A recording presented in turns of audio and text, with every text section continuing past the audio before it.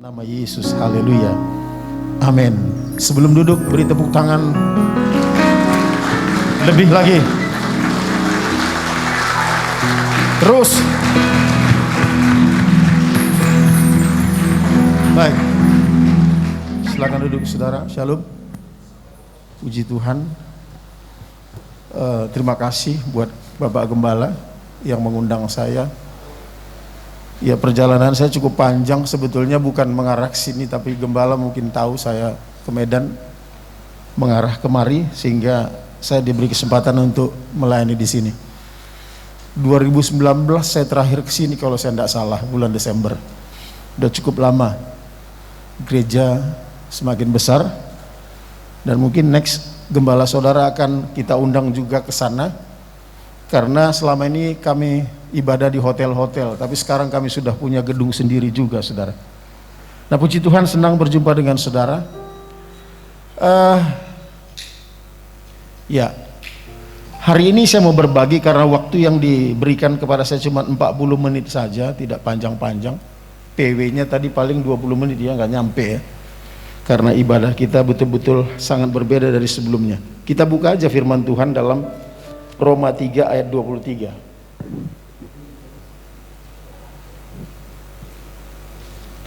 Roma 3 ayat 23 dikatakan demikian, saudara, karena semua orang telah berbuat dosa dan telah kehilangan kemuliaan Allah. Semua orang telah berbuat dosa dan kehilangan kemuliaan Allah. Manusia berdosa, kemuliaannya Allah itu hilang dalam diri kita. Makanya saudara, ketika Adam dan Hawa melakukan dosa, kemuliaan Allah hilang, terus hilang dan hilang. Nah, ini yang mau kita bahas hari ini, tentang kemuliaan Tuhan. Kemuliaan itu terminologi artinya begini. Dalam bahasa Ibrani disebut dengan kabod, yang artinya adalah mulia, agung, makmur, berlimpah. Itu artinya. Tapi dalam kitab Perjanjian Baru disebut dengan doxa, D-O-X-A. Artinya tersohor, terkenal, kemudian dikatakan masyhur. Nah, ini arti kemuliaan. Saudara tadi memuji Tuhan, menghadirkan kemuliaan Tuhan di sini. Betul, saudara? Saudara percaya ada Tuhan di sini? Ketika kemuliaan Allah ada di sini, maka sesuatu yang besar pasti terjadi dalam kita. Katakan amin, saudara. Nah, makanya hati-hati kalau kita itu sering duduk diam di kaki Tuhan. Kalau kita gembala-gembala itu bilang begini, kenapa kita itu harus berdua-dua dengan istri melayani dan tidak boleh gembala itu sendiri? Karena orang yang rajin dalam kemuliaan Tuhan itu ada pesona tersendiri. Kayaknya saudara kan sering lihat orang begini ya, kok abang itu tampangnya biasa-biasa, tapi kok aku kayaknya senang melihat dia. Pernah lihat begitu, dengar begitu? Coba lihat kiri kanan saudara. Senang nggak lihat kiri kanan saudara itu? Kalau senang berarti orang itu sukanya memuji-muji Tuhan. Halo saudara? Kan sering begitu ya, kok karena biasa aja orang ini, tapi kenapa begitu saya terpesona dengan dia? Nah saudara, ini yang kita jaga sebagai anak-anak Tuhan, hamba Allah, untuk tidak boleh melayani jemaat itu sendiri. Kenapa berbahaya? Orang-orang diurapi Tuhan, ada kemuliaan Tuhan di situ. Orang ini akan membuat orang lain terpesona. Saudara pasti terpesona dengan saya. Tapi itu istri saya itu. Betul nggak, saudara? Tapi kalau kita melihat orang itu enak aja, itu penuh dengan dosa, nggak ada kemuliaan Tuhan dalam dirinya. Nah, saudara, apa perlunya sih kemuliaan Tuhan dalam diri kita? Dan bagaimana cara meraihnya? Tadi saya sudah kasih kisi-kisinya.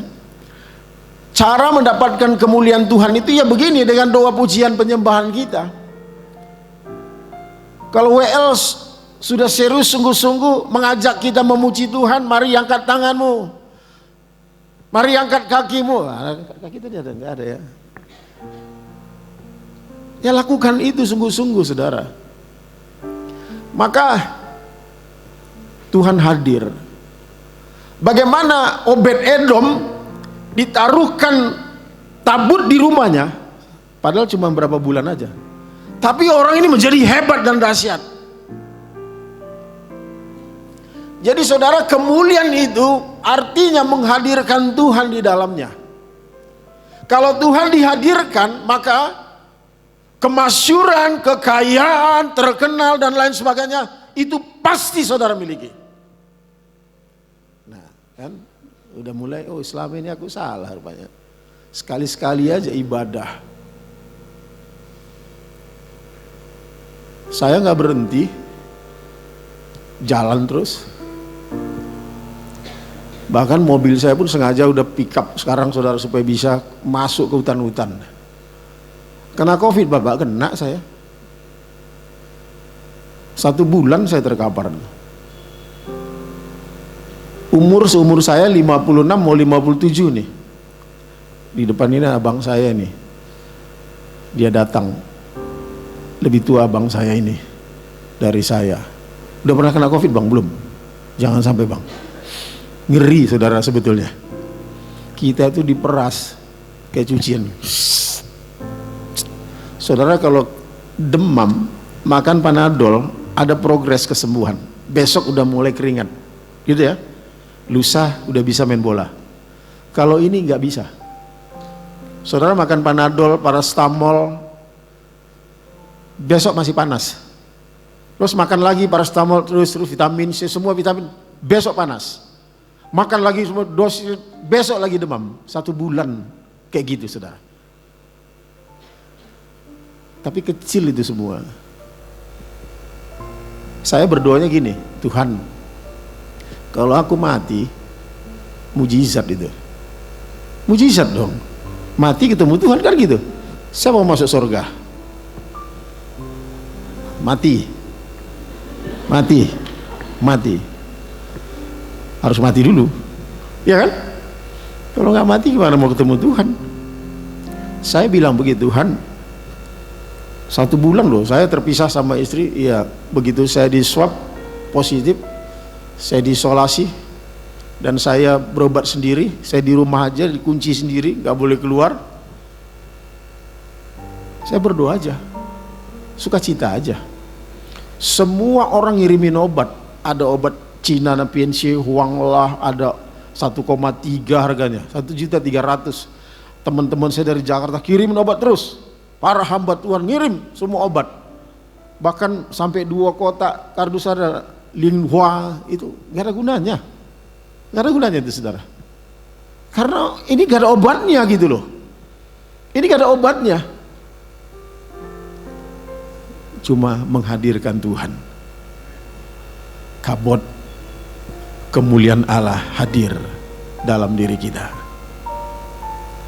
Dan doa saya berikutnya bilang begini, Tuhan, tapi kalau saya nggak mati, aku janji, saya kan umur 50 tahun ke atas itu kita nggak boleh olahraga keras, paling jalan kaki aja. Jangan coba-coba lari kencang-kencangnya, engkau 2 kilo meninggal langsung. Jalan santai aja. Saya itu biasa jalan santai itu 45 sampai 1 jam saya jalan. Itu dalam keadaan saya waktu normal. Tapi ketika saya COVID, saya kena. Saya berdoa begini, Tuhan, kalau aku mati itu mujizat, tapi kalau aku sembuh, lebih daripada normal aku dulu, berikan aku kekuatan itu. Dan puji Tuhan, saya jalan kaki gak capek-capek sekarang ini. Hebat gak? Bahkan saya takut juga, bisa mati kayak nih. Nggak capek-capek saya. Akhirnya saya berhenti sendiri. Udah hampir 2 jam saya jalan nggak capek-capek. Dan aku janji Tuhan, aku terus memuliakan nama Tuhan, membawa jiwa-jiwa datang kepada Tuhan. Saya nggak ada capeknya. Saya nyetir jam 3 pagi sampai sini, berdua aja, non-stop. Nginap di hotel Swiss Bell. Siap-siap mau berangkat ke Muara, ke Lagu Boti. Ternyata tadi di telepon juga ada juga yang sakit di sini. Saya mau doakan. Di Lagu Boti ada orang yang terkapar, yang sakit nggak bangun-bangun. Katanya kesurupan, ada setan di dalamnya. Saya mau mampir nanti ke sana. Nah inilah orang-orang yang kalau udah tinggal di dalam dosa, setan pun ada di dalam. Betul saudara? Kalau setan sudah menguasai kita, semua kita bisa mengalami penderitaan. Semua penyakit bisa datang. Tapi kalau kita ada di dalam Tuhan, ada kabut dalam diri kita, nggak ada yang perlu kita takutkan, saudara. Beri tepuk tangan dulu buat Tuhan kita.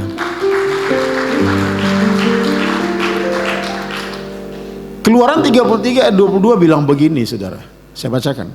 Apabila kemuliaanku lewat, maka aku akan menempatkan dalam lekuk gunung itu, dan aku akan menudungi engkau dengan tanganku sampai aku berjalan lewat. Saudara, kalau kemuliaan itu hadir di tengah-tengah saudara, di keluarga saudara, dalam diri saudara, maka dia memberikan perlindungan atas kita. Betul? 2009 saya pelayanan ke luar negeri lah gitu, ke Malaysia. Biasanya saya naik pesawat AirAsia, tapi kali ini karena saya ini menggantikan pendeta yang tidak datang khotbah mendadak, pendetanya dari Malaysia telepon saya, Pak tolonglah Pak, pesawat full. Akhirnya saya putuskan, karena saya tinggal di Pekanbaru, saya naik ferry dari Dumai. Perjalanan dari Pekanbaru ke Dumai itu kira-kira waktu belum ada tol bisa 5 jam. Kalau sekarang cuma 1 jam aja, ada tol sekarang. Jadi itu mau berangkat, waktu itu kami ada KKR, undang pendeta dari Semarang yang sudah almarhum meninggal itu. Siapa namanya itu lupa ya. Meninggal dia umur 50 tahun. Jemaatnya 35.000 itu. Kami undang dia. Saya jam 9 malam di hari kedua saya tinggalkan, saya berangkat karena mendadak. Jam 9 malam saya naik travelnya mobilnya masih baru. Innova baru, masih plastik bungkus. Supirnya anak muda. Sebelum berangkat saya didoakan sama istri, sama anak-anak. Doakan papi dulu, doakan. Kami berdoa, memuji Tuhan, menyembah Tuhan. Pukul 9 malam datanglah travel menjemput saya. Saya bilang dengan dia, karena supir anak muda, saya bung, pakai ikat pinggangmu. Alah nggak apa-apa, udah malam Pak, pakai. Akhirnya dipakainya. Kemudian di tengah-tengah saya itu kami 5 orang, penumpang 3 di tengah. Saya dan supir kan. Yang di tengah itu, yang di belakang kosong. Jadi kan dia 3 lapis kan. Yang tengah ini 3 ini, di tengah-tengah itu karena saya duduk di depan, kakinya suka melonjor begitu sepanjang perjalanan. Jadi kena selalu tangan saya kalau saya gini. Saya lihat kaki siapa? Saya bilang, "Ko, di belakang kan kosong, mending kau duduk belakang." Duduk belakang dia, saudara. Memang gak ada lagi orang naik, gak ada. Duduklah di belakang. Supirnya bilang, "Silakan, berjalanlah kami." Ini supir kencangnya minta ampun. Dari Pekanbaru ke Dumai itu jalannya begini-begini, kalau belum ada tol, tajam-tajam. Saya sering hentikan dia, pelan-pelan, jangan kencang-kencang. Tapi kalau saya tutup mata, kencang lagi dia. Waktu itu saya melihat dalam saya mau tidur itu. Entah bagaimana, saya tiba-tiba melepaskan ikat pinggang saya mau ngapain, mau minum, lepaskan dulu. Tapi tidak lepas. Tidak terlepas. Padahal mobil masih baru kan? Biasa cetek tombol merah langsung lepas. Ini saya pencet nggak lepas-lepas. Saya mau minum. Waktu saya mau buka mata saya gitu, ini anak memang kencang sekali dan jalanannya turun tajam tikungan. Kemudian ada truk mobil PKS itu, tangki itu, dia motong kita aja saya lihat udah lari 100 lebih, itu mobil tangki itu dia motong kita. Bayangkan itu, lebih kencang dia kan, berarti dia udah di atas 120 itu, dia potong kita. Rupanya di depan kita ada truk balak itu bawa kayu-kayu, lepas kayunya di tengah jalan dan melintang. Itu truk tangki, dia ngerem mendadak sampai begini, sudah mau kepalanya ngadap sini, tapi masih ada sikunya. Mobil kita Innova yang baru itu, anak itu nggak siap, dihantam, masuk ke dalam kolong mobil itu. Tahu nggak saudara, itu dia punya dashboard itu mungkin 2 jari aja di dada saya, segini. Muka saya itu serpihan kaca semua. supir itu masuk kaca ke mulutnya, darah semua keluar dari mulutnya. Orang yang duduk di tengah yang sesuruh pindah baru berapa menit, dia pindah ke belakang. Bayangkan kalau dia nggak pindah, dia terbang pasti ke sana. Saya keluar, saya evakuasi semua penumpang. Satu pun tidak ada kami yang mati. Dan mobil itu nggak bisa bergerak lagi. Allah menudungi kami dengan kemuliaan.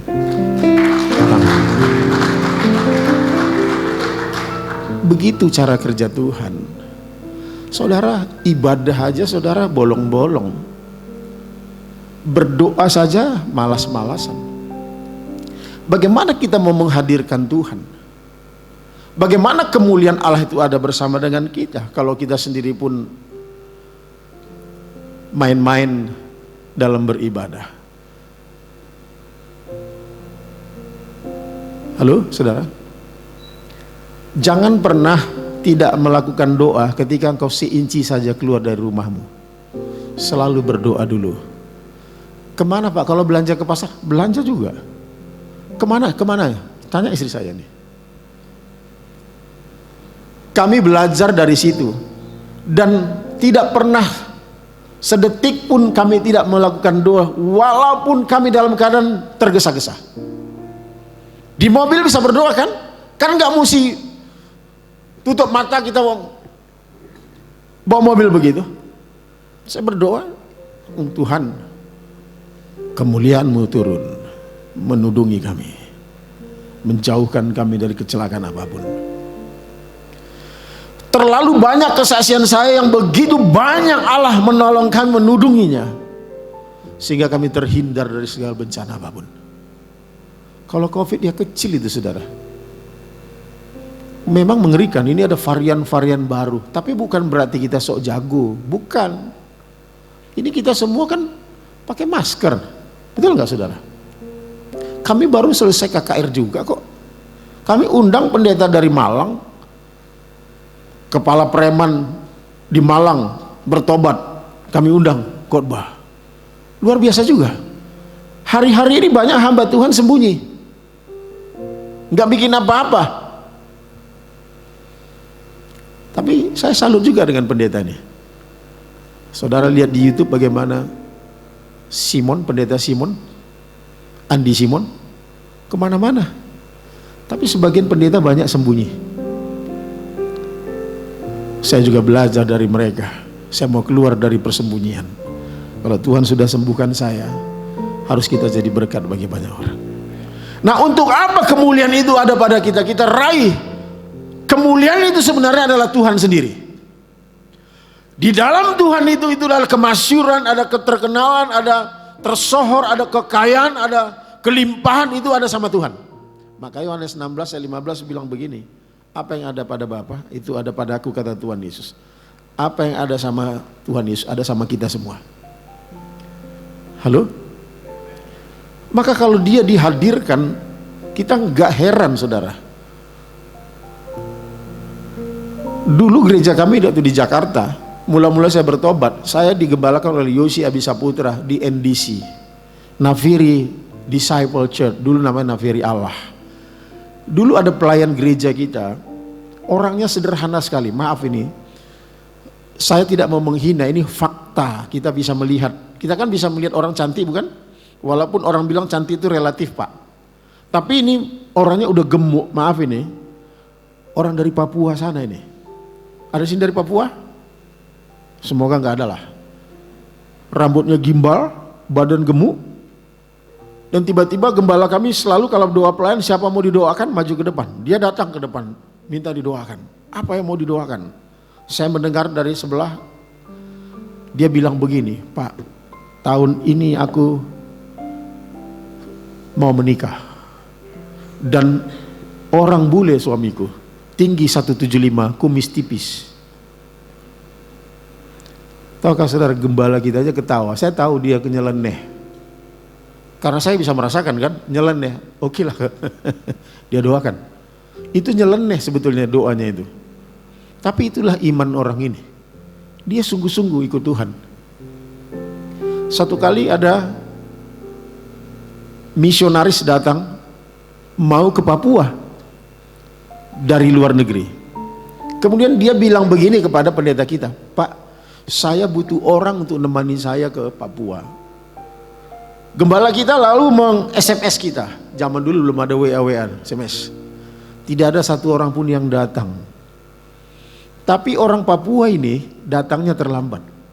Pak, katanya ada misionaris yang mau ini ya Pak.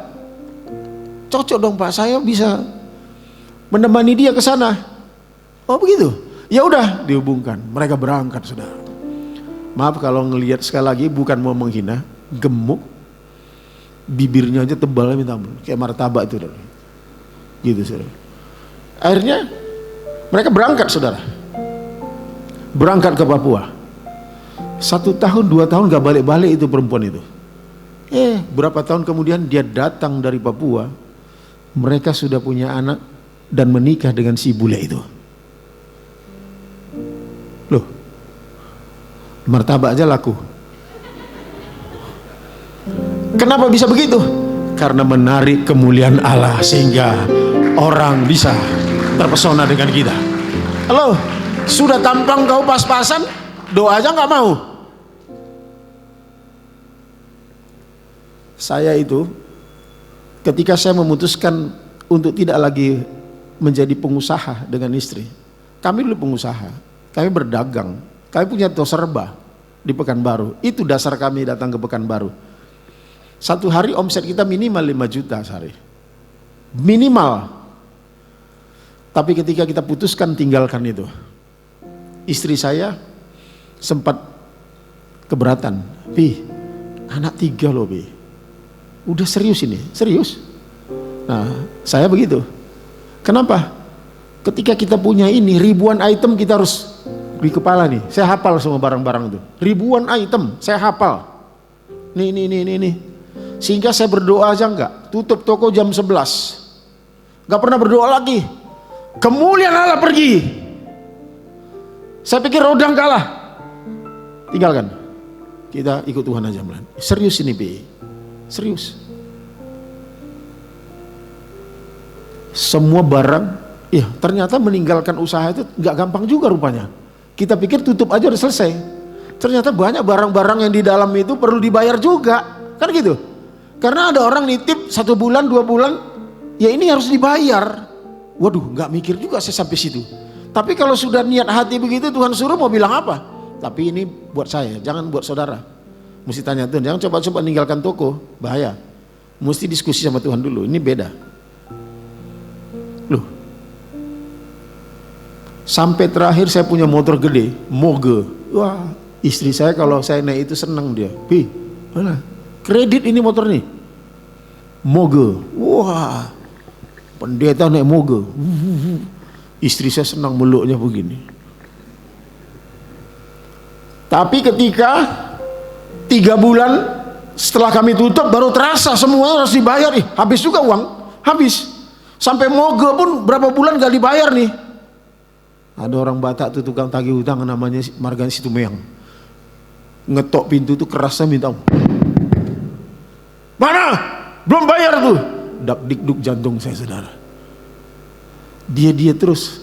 Satu kali di gereja Tuhan, di gereja nih, asal saya taruh motor itu di depan gereja, itu jemaat semua nengokin. Motor Pak Gembala kami. Tapi kali itu kami lagi pujian penyembahan di sini. Saya mau naik mimbar perjamuan kudus. Sekretaris gereja kita datang pelan-pelan membisikkan kepada saya di telinga saya, Pak Gembala, situ yang ada duduk di belakang. Oh Tuhan, saya nyembah. Saya kasih STNK motor itu. Saya bilang dengan dia, kok kasih mas Tumeng, suruh dia pergi dari sini.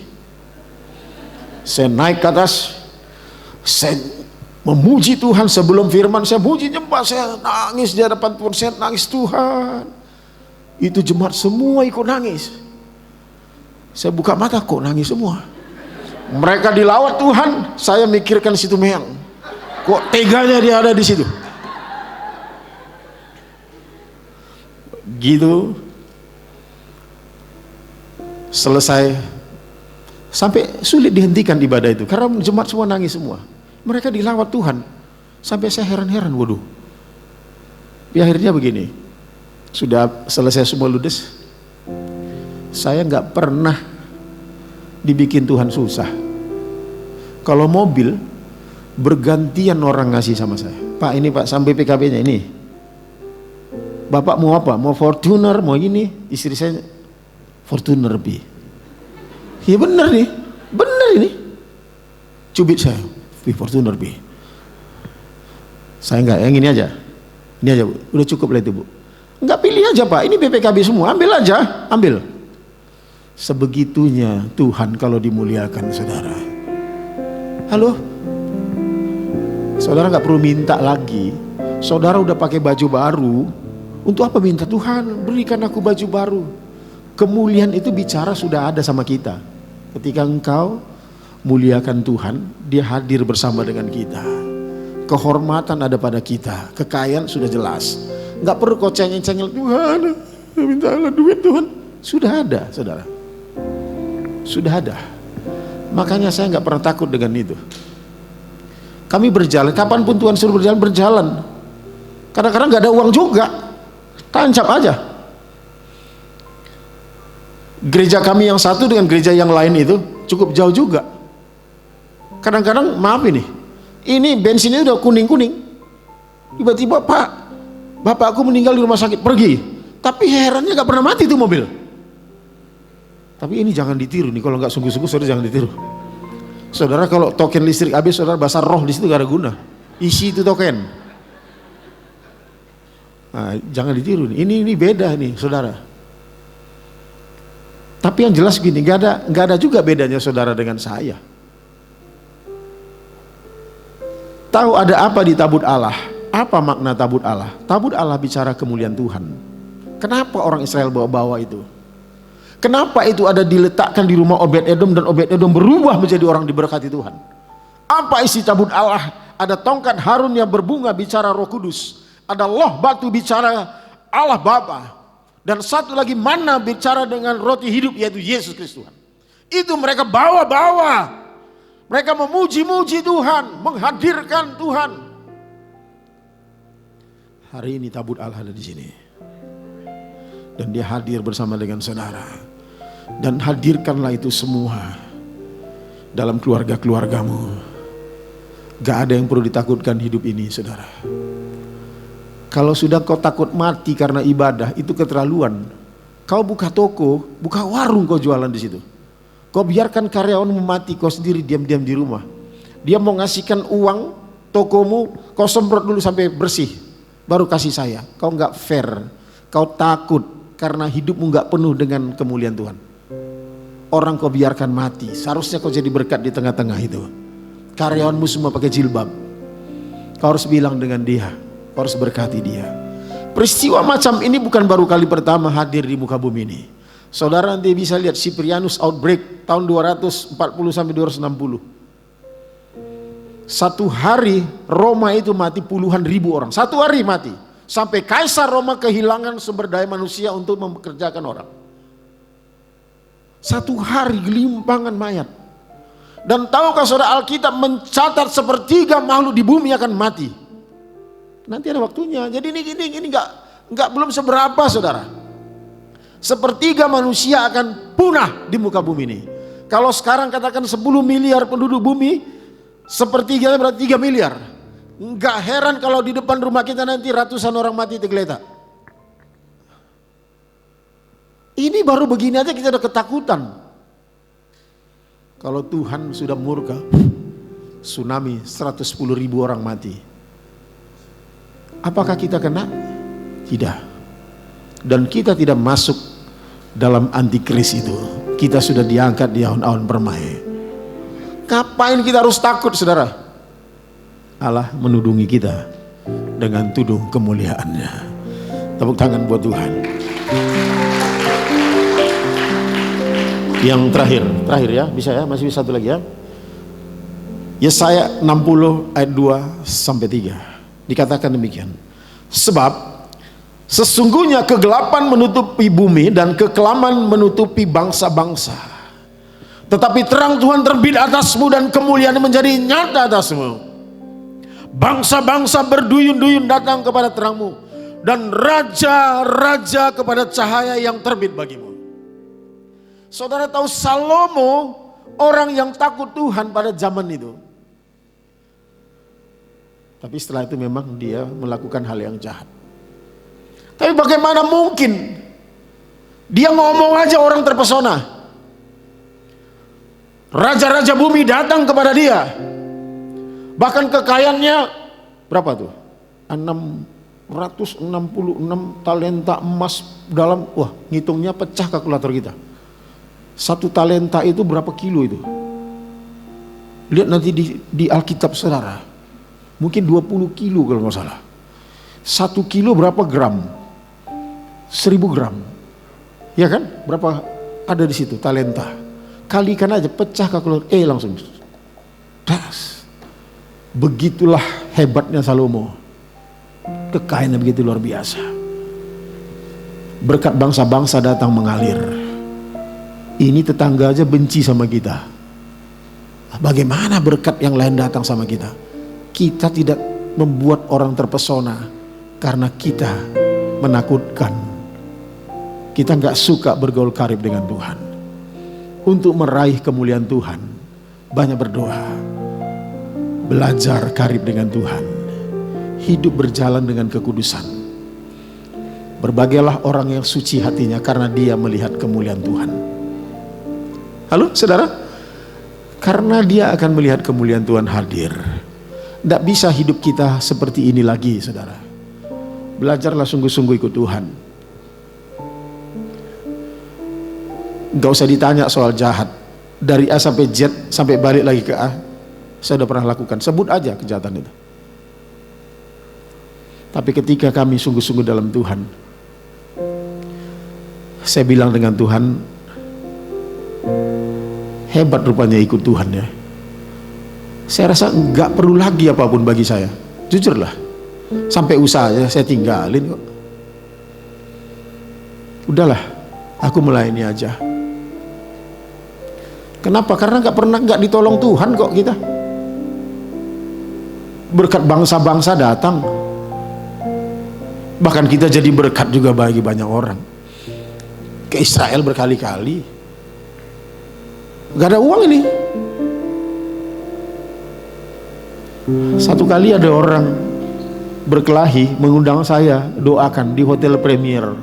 Ini saya tutup dengan kesaksian ini supaya menjadi berkat bagi saudara semua. Berkelahi, saya diundang datang untuk mendoakan. Di hotel itu, hotelnya kamarnya besar, dan di situ ada satu orang Tionghoa duduk di meja yang besar itu. Yang berantem ini satu duduk di kursi di tempat tidur, satu duduk di kursi sebelah sini.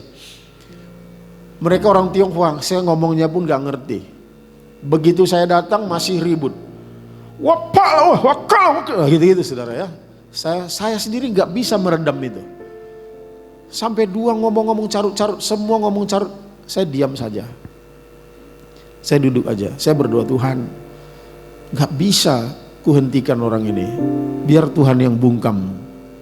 Tapi berapa menit kemudian mereka diam dua-dua. Dan kemudian saya bilang begini ketika mereka diam, boleh saya berdoa buat kalian semua. Ternyata yang duduk di meja, duduk ya di kursi mejanya yang besar itu bos salah satu orang Tionghoa yang ini. Silakan aja Pak, nggak ada masalah katanya. Ya saya doakan, saya tumpang tangan satu-satu, termasuk yang duduk di situ sama istrinya. Tahukah saudara, mereka pulang ke Jakarta. 5 tahun yang lalu saya ngantarkan anak saya ke Jakarta. Dia tahu, mungkin lihat di Facebook kali kan. Dia telepon saya, Pak Pendeta, kita ketemu Pak. Saya tahu Bapak Jakarta. Oh ya, saya datang ke sana. Dia undang saya di rumahnya, minta ampun megahnya saudara. Itu di pagar itu puluhan mobilnya berjajar, Alphard lah, semua mobil mewah. Saya nggak nyangka sebegitu jayanya orang ini. Orang ini masih Buddha, kalungnya pun sebesar ini. Gambar orang botak gendut kayak patung Buddha gitu di sini. Kami diundang makan di restorannya, apa namanya, steak apa gitu, makan. Saya bawa anak saya yang rakus waktu itu, tukang makan. Itu semua pegawainya berdiri itu nemanin kita makan, semua dikasih. Ini buat kami Pak. Iya, makan semua Pak. Saya nggak makan malam Pak. Waduh, anak saya makan kelenger. Habis stik ini, stik ini, stik ini, semua stik. Sampai saya bilang, Pak, udah nggak habis, nggak apa-apa, tinggalkan saja. Saya mau bicara begini. Dia duduk berhadapan dengan saya. Ketika Bapak dulu doakan saya, istri saya mengalami kepenuhan roh. Sepanjang perjalanan naik pesawat terbang, dia kepenuhan roh Tuhan. Oh ya, puji Tuhan. Dan saya Pak, 3 kali berturut-turut mimpi ketemu Tuhan Yesus. 3 hari berturut-turut mimpi. Saya bilang, saya langsung hentikan makan saya. Pak, saya pendeta nggak pernah mimpi Yesus sampai 3 kali. Kalau hari ini Bapak melakukan itu, Bapak terima Yesus, saya akan doakan Bapak. Kemudian dia ngomong dengan istrinya,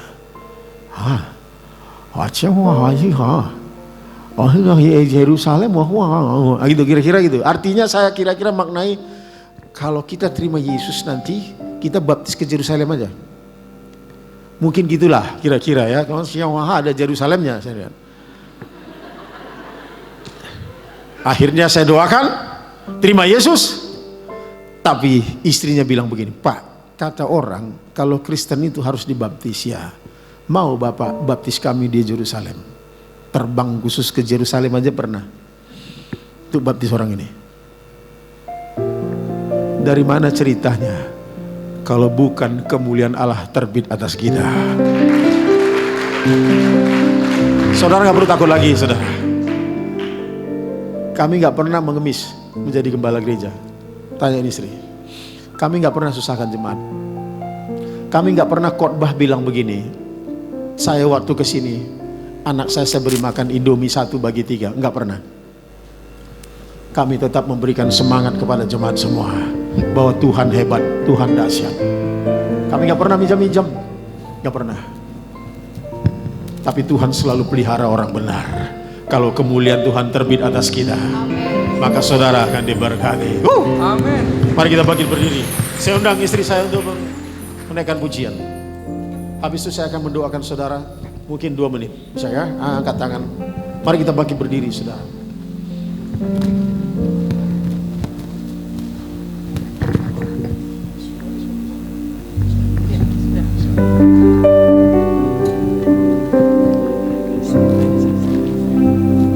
Mari kita sama-sama pujamkan mata kita, tarikan pujian. Tuhan Yesus. Kemanakah aku dapat pergi, menjauhi rohmu yang suci, kau sahabat,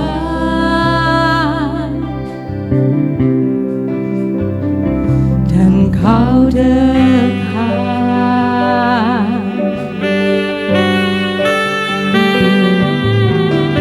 Bahkan seluruh pengabdianku tak bisa membalas kesetiaanmu, sungguh mulia.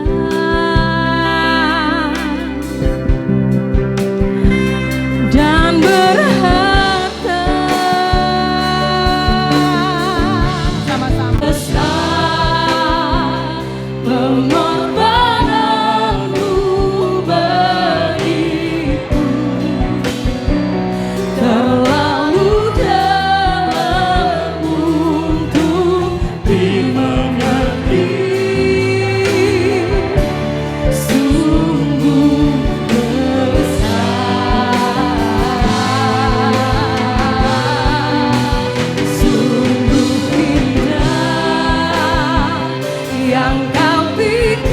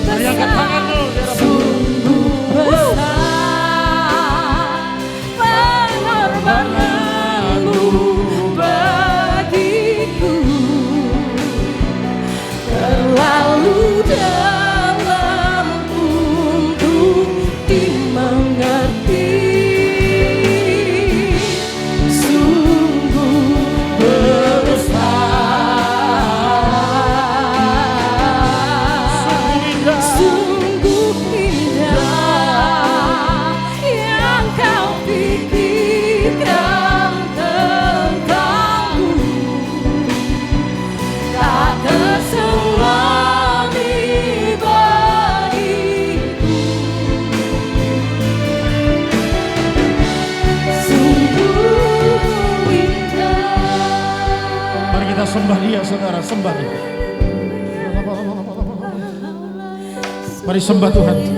Naikkan doamu, naikkan syukurmu kepada Tuhan. Kami sembah Kau Tuhan. Hadirkan Tuhan dalam hidupmu. Muliakan namanya yang agung. Kemasyuran.